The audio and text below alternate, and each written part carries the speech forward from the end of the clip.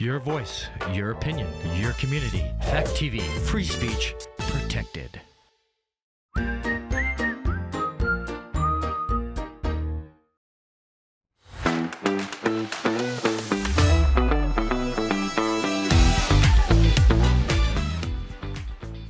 Well, hello everybody. Welcome to Voices of Monadnock. I'm Anina Hansen. I work at Monadnock Family Services, spearheading the Trauma-Informed Community Program.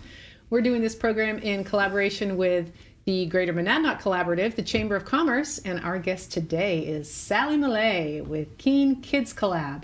So, welcome to Voices of Monadnock. Thanks, Anina. Happy to have you here, and I was excited to have you come on because you are an import from about as far away from Monadnock as it's possible to be. So, can you tell me a little bit about where you're from and what brought you here to this area? So I'm Australian. That's always a topic of conversation around the region and when I meet people because of my accent. I've been here about 8 years and I was born in Sydney, Australia.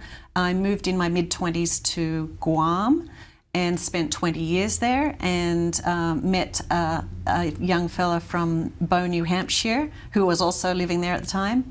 And we married in Guam, had 3 children, there in Guam, and then he applied for the superintendent position of Keene, and we moved here 8 years ago. Okay, so we got 2 for 1 with that. Keene That's got right. the school superintendent. True.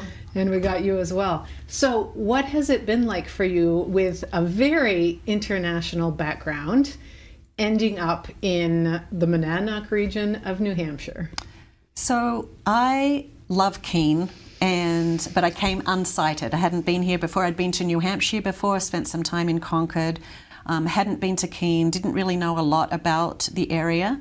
And of course, after, being here for a couple of months, I realized it really is the jewel of the southwestern part of the state. Yeah.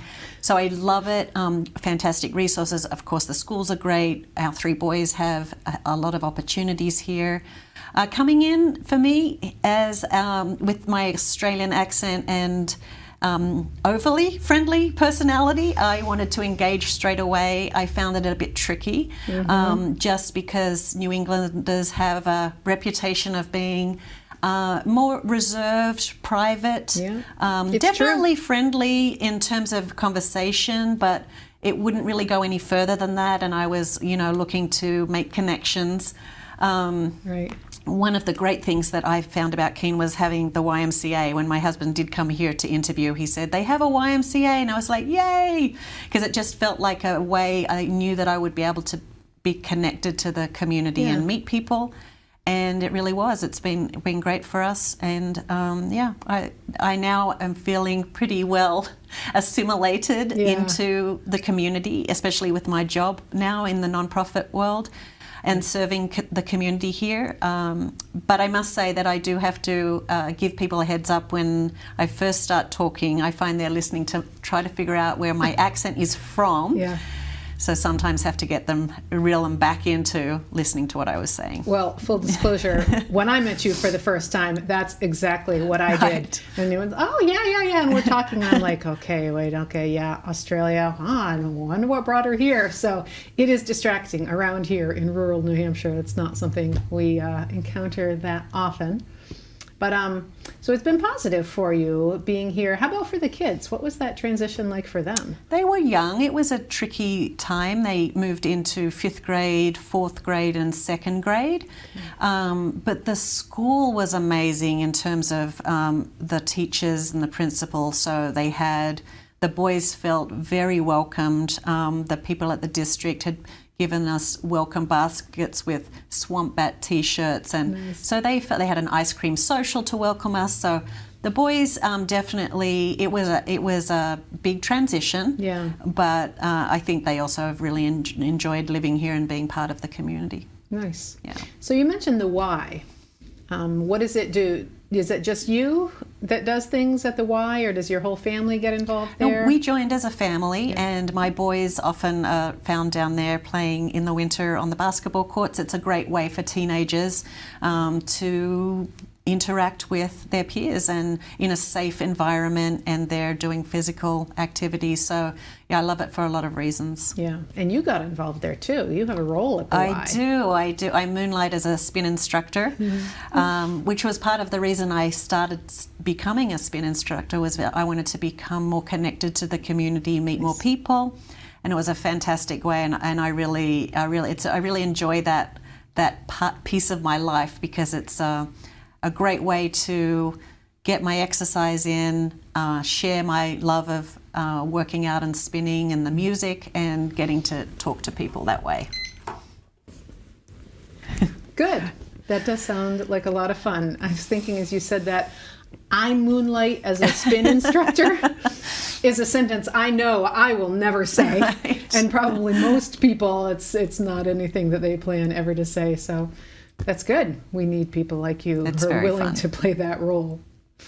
So you're not a career spin instructor, though. What else have you done since coming to New Hampshire? When I first moved to Keene, I didn't initially want to get straight into the workforce, because I wanted to help my boys transition. My husband was going into a big job, and we wanted to find our feet. So wasn't looking, but Rob, as he was talking to the people in the community, they wanted to know about us. What does your wife do? He had shared with them my background, which was project management, advertising, sales, a little bit of non-profit service with Make-A-Wish in Guam. Nice.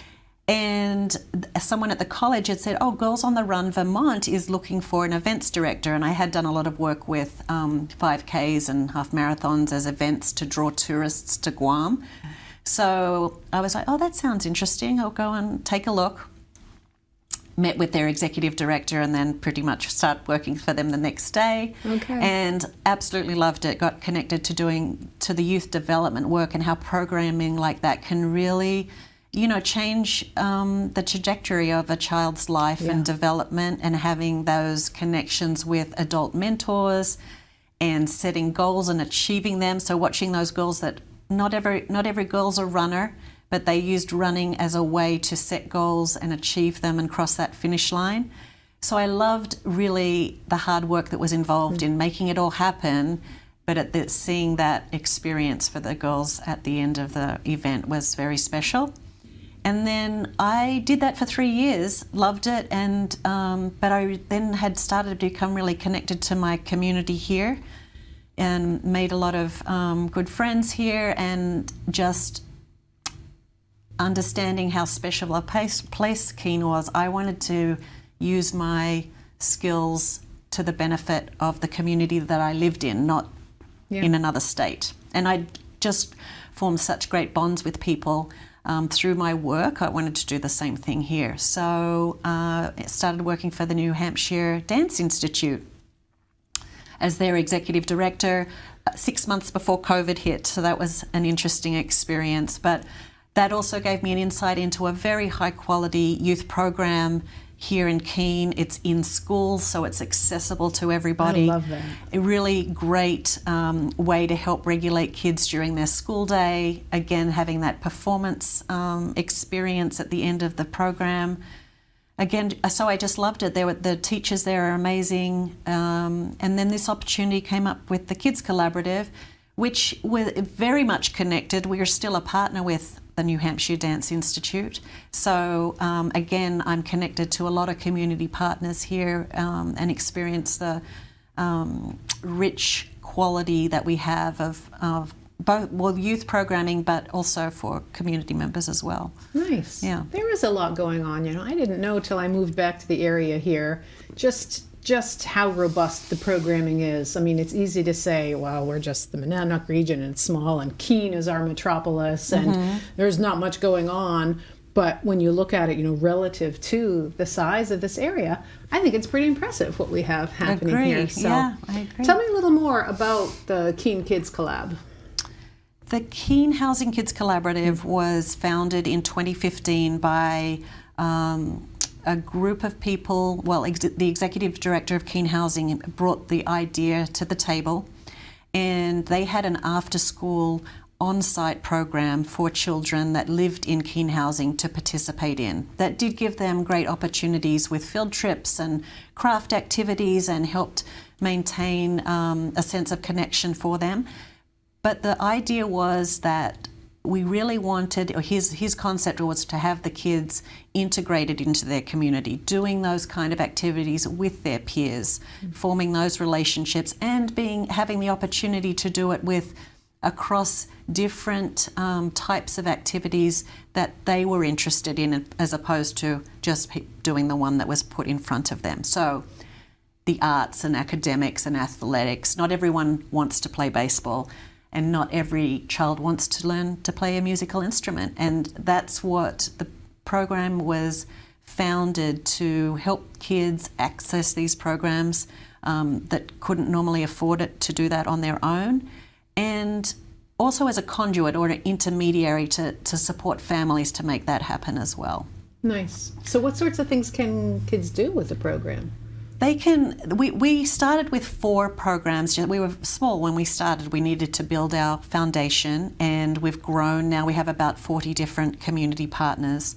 But the intent is to get the kids into programming where they'll learn skills that can help them with their academic performance. So they use those social emotional skills that they learn at baseball or learning to play an instrument, and apply them in the classroom, and it helps their development and growth through their school career.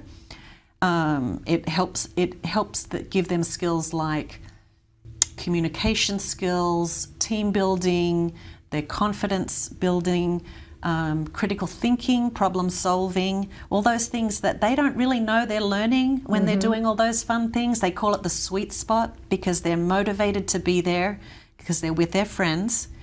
It's a fun activity, and it's different than being in the classroom and having to do your schoolwork. So it's kind of like tricks them a little bit into learning these skills that are lifelong skills. Well, and that's the thing. That's what I love about it, because kids spend a lot of time in school learning things that they might use or they might not, but skills like that, everybody needs them. No matter what you do for your career, everybody needs to have those sorts of general skills, persistence and self-confidence and good communication and team playing, and all those things are valuable to anybody. So, well, actually, the time that children spend out of school is 80 to 90% of their life. So although going to school Monday to Friday, 8 to 3 sounds like a lot of time, there's also a lot of time they're not in school when you look at weekends, vacations, after school time. So there's a lot of learning time available there. And what we're trying to do is the kids that are in low-income households, they don't always have that same opportunity as kids that can afford to do those activities. So an opportunity gap starts to be created over time, which can correlate to about 6,000 hours by the time they get to middle school, which is equivalent to 5 years in the classroom. So it's a lot. It's a lot of time. It's a lot of opportunities and skill development that kids might not have access to. So our goal is to help narrow that opportunity gap, help our kids apply these skills that they learn in the classroom. But ultimately what we're trying to do is meet benchmarks to help them attain upward social mobility. So what that means is if they're ready for kindergarten, when they get to kindergarten, they're going to do well. If they're reaching reading grade level by 3rd grade, they're going to do well. If they graduate from high school with a C+ GPA, they're going to do well. If they can stay out of trouble in their teenage years, they're going to do well. And what I mean by that is they have the opportunity to climb the social mobility ladder and reach middle class or beyond.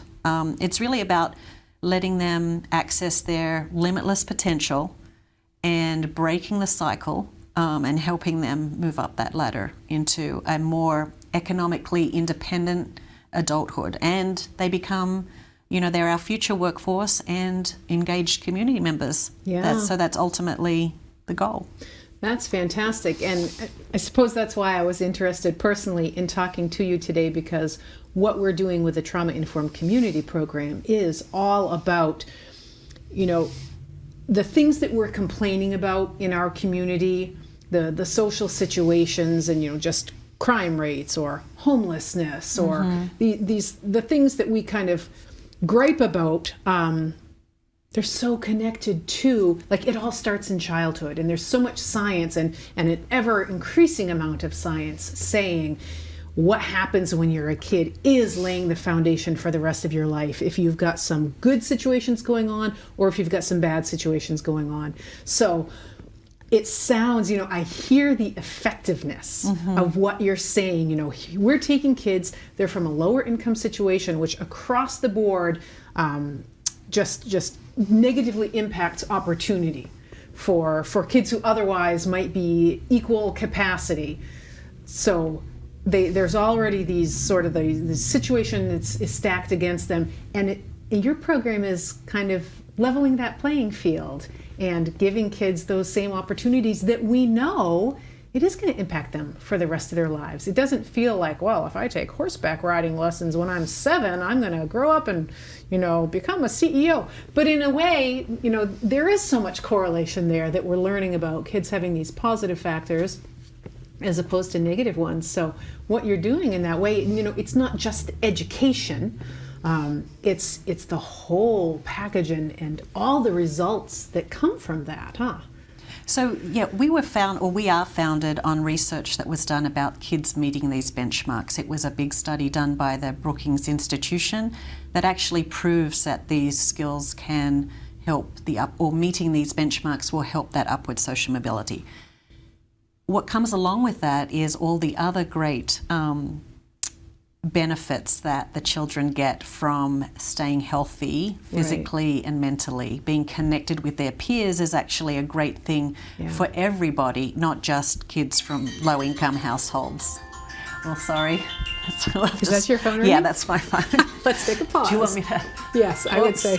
We'll have to pause. Sorry. Yikes.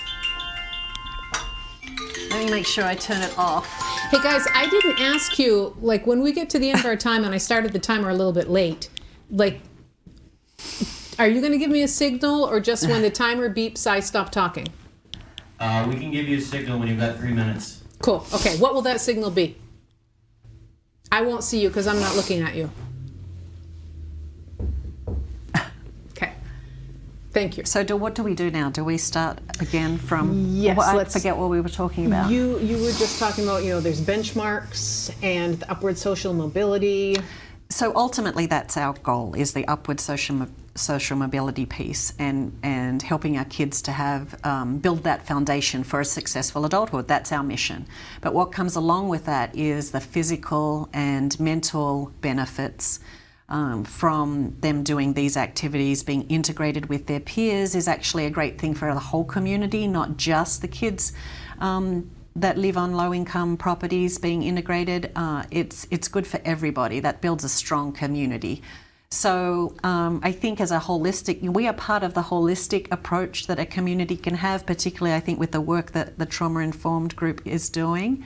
We're a little piece of the puzzle that can add to building a resilient community, and there are lots of great benefits that are going to come along with that. Yeah, agreed. And I love the way the science just more and more and more is pointing to this. This idea, as humans, we have this biological imperative to look for safety and connection that really for our entire lives, totally out of our conscious awareness. Our nervous system is part of its job is, scanning the environment. Am I safe? And to whom can I connect? Because when we're born, we're not an animal that we're born and we get up and walk away and we're independent or anything. We are completely dependent on other humans, but that actually lasts for life. And the ability to connect is a skill that we don't talk about so much, but there's data about children who have those strong connections versus those who don't, that impacts the level of thriving later, how much we've learned, to be with other people and be with other people well, but also to be safe with other people, to be part of community environments where there is safety, there is, a positive feedback being brought to these kids. Being part of this group is good, you belong, you're part of, that these things impact our development so much. And again, it's more common with a poverty background that to be not so connected to the community, because so many of these things you're talking about, after school programming, so often there's a price tag attached, not everybody can do it, parents might not be able to get their kids there, there's not rides and all these different things, and there's less of that sense of belonging. And then we get into the teenage years and kids are finding their part of experience in places we don't want them to, and in environments that are dangerous and all that. So the way that it all fits together, I find so interesting, that we need connection to be well, and how important it is to give kids this experience, but also teach them that this is a safe experience for them. Definitely. I think, living in or being born into a low-income socioeconomic class is an adversity that those kids have to face. And it has been termed as an adverse childhood experience. Yeah. And what we're trying to do is flip that and not mitigate it necessarily, because life is not going to be easy for anybody, and you want to build skills that can help you move through those bumps and curves that life throws at you. So having a positive experience can help you develop the skills that can, help you overcome that and stay resilient, and just know that you can get through things, builds the confidence. Having that contact with the adult members outside of your household is super important. Right? I have 3 teenage boys who probably listen to their basketball coach more than they will listen to me, which is a good thing, because we have such wonderful mentors in our community. So, that's if they can get positive messages from them, I'm happy to take it, and I want all kids to have that experience too. Right. I love that also, this idea that kids need safe adults. Kids need adults who are invested in them. Obviously, parents or caregivers is the most important one, but the benefits expand the more engaged adults that kids have. So the fact that we're doing this here in the Monadnock region, I just find such a lovely thing, that kids are getting more and more opportunities to have more and more safe and invested adults in their lives who are helping them in a host of ways. And I'd have to say that, yes, that's one of the benefits, but our parents are really part of our collaborative. It empowers our parents to be able to say yes to their kids. That creates a feeling of, joy, that they can provide the opportunity to their child, that they can go there and watch their child participate in these or activities or perform on stage. That's something that's really important as a parent, and really helps the bonding between parent and child and the family unit. So we want to walk alongside our parents. They are part of the decisions, and they are making it happen for their kids. And that's super important as well. So yes, we're giving them exposure to people outside the household for all those great reasons, but we want the parent to be part of the process too. Yeah, and the adults need that part of experience too. It's a community for adults and for parents. For me, with the things that my child is involved in, then those become little sub-communities for me, and which I now understand, this is good for me. Like, this is good for my health and well-being as an adult, as a human, is just to be part of, there's the other gymnastics parents that I run into in the grocery store, and it's somebody to say hello to, somebody that I know. All these little things are beneficial to us. The more that grown-ups have places that we're part of, the better off we are as well. And then that benefit extends to our kids. It's all just so circular, the way it all fits together like that. we had a great experience recently where a parent, the child actually had found her community at MoCo Arts. So we were able to provide one dance lesson, a session for her, and she really found that she was connected to the art and enjoyed it, and to the people there, both the adults and the other kids. And she was looking for a deeper experience, so we worked with MoCo to figure out how we could make that happen for her. Some of the kids over there are dancing or participating in theatre activities 4 or 5 times a week, and that's their people and their place. And so we're also open to creating those deeper experiences for kids, not just saying try this, try that. Once they find their passion, that's where the magic's going to happen. And this was a really great experience because not only did the child now participate in more classes per week, but mom also joined the adult classes.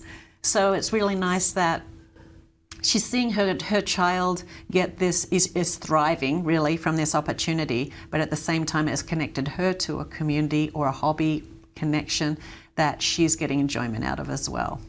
That's fantastic. Yeah. So what are some of the things we've mentioned? Let me think. Basketball, you've mentioned music lessons, you're just talking about dancing right now. I said horseback riding. I don't think I'm making that up. You've done that too? Yes. Yeah. So can you tell me a little bit about, sort of the whole spectrum of the things, all the different things we do? Connect people We're to. actually really open to our parents coming to us with something that we may not be promoting to them, because we want to do things that make sense for the family. So yes, we do horse riding at Freedom Reins. That's an amazing way to connect children to that okay, I have to start again on that one. We do horse riding at Freedom Reins Therapeutic Riding Centre. That is a great connection for kids with the horses there and the instructors. But we want also parents to come to us with different opportunities that they might want to pursue. So we're pretty open as long as we can financially make it happen. We're a small organisation. We are building ground. But we have to figure out how we'll make everything happen. We serve over 650 kids. So we want to make it happen for everybody. Wow. So different activities we do, we own some keyboards so that the kids can go and have piano lessons, but then they can have the keyboard at home to practice on. We do that also with a lot of string instruments. We rent them from Acoustic Strings, so they have that instrument at home. But we also are connecting kids to activities and children and the parents, even for educational opportunities that they may not be aware of, or they may not be able to get there, right? So even just trying to figure out how to make it happen for their family. So some of the things, we're connecting them to the parent classes at the Keene School District called Ready for Kindergarten. That is an educational program for parents to help their 0 to 5 kid get ready for kindergarten. Maybe they can't get there. We've got a transportation pilot program going on at the moment to try to overcome that barrier. Maybe there's other things going on. They're working full time, maybe holding a couple of jobs. So we also try to figure out what activities are available in the time frames that a family has available. A well thought out program. Well, we like to continue to learn from the kids' experiences and the families' experiences and add to it and make it a lot as fruitful as possible. Nice. So as we're winding down with our time here, how is this for you? That you're the person kind of at the helm of this program with your whole background, a different country, just coming here these last few years, your kids are benefiting here. How is it for you making this program happen in the area that you've chosen to make your home? I feel really privileged to serve with this organization all of the really vital nonprofits in our areas are also backed by great board of directors. They're volunteers in the community that help make things happen. So we're a small team, Anna Crosby and myself, there's two of us, but we are supported by a very dedicated board. And it really I really appreciate being able to give back to my community in that way and contribute and hopefully make a difference. Yeah, nice. That's so lovely. Thank you. Is there anything else that you want us to know about what you do, or do you want to leave us with a thought about life in the Monadnock region in general?